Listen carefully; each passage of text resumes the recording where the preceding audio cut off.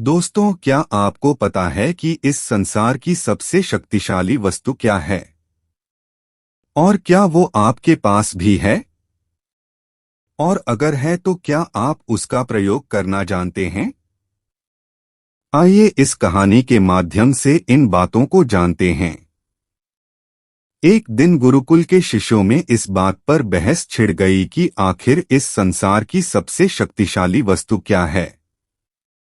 कोई कुछ कहता तो कोई कुछ। जब पारस्परिक विवाद का कोई निर्णय ना निकला तो फिर सभी शिष्य गुरुजी के पास पहुंचे।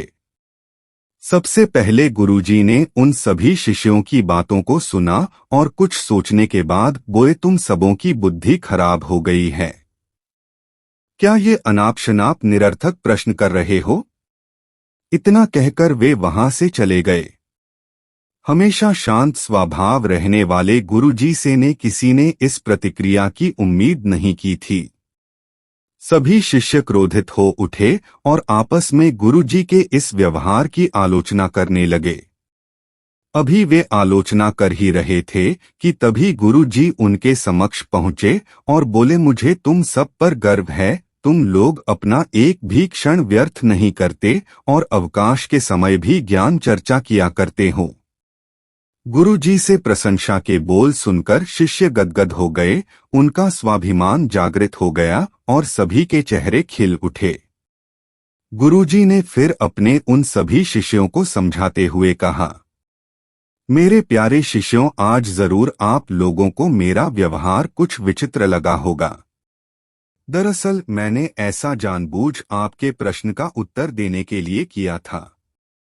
देखिए, जब मैंने आपके प्रश्न के बदले में आपको भला बुरा कहा तो आप सभी क्रोधित हो उठे और मेरी आलोचना करने लगे, लेकिन जब मैंने आपकी प्रशंसा की तो आप सब प्रसन्न हो उठे। पुत्रों, संसार में वाणी से बढ़कर दूसरी कोई शक्तिशाली वस्तु नहीं है।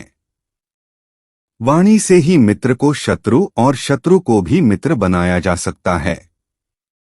ऐसी शक्तिशाली वस्तु का प्रयोग प्रत्येक व्यक्ति को सोच समझकर करना चाहिए।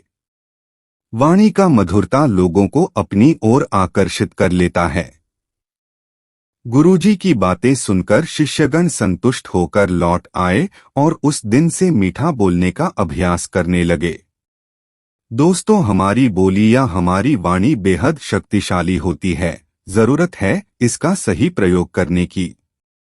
यदि हम अपनी वाणी अच्छी रखते हैं और अपनी बात बिना औरों को ठेस पहुंचाए हुए कहते हैं तो ये हमारे व्यक्तित्व को संवारता है और हमें लोगों के बीच लोकप्रिय बनाता है। वही अगर हम नॉर्मल बात भी क्रोध के साथ कहते हैं तो न हम ठीक से अपना संदेश दे पाते हैं और न ही दूसरों के हृदय में अपने लिए कोई जगह बना पाते हैं। हमें हमेशा सही शब्दों और सही लहजे का चुनाव करना चाहिए। दोस्तों, आप सबको जानकारी अच्छी लगी हो तो वीडियो को लाइक और चैनल सब्सक्राइब जरूर करें।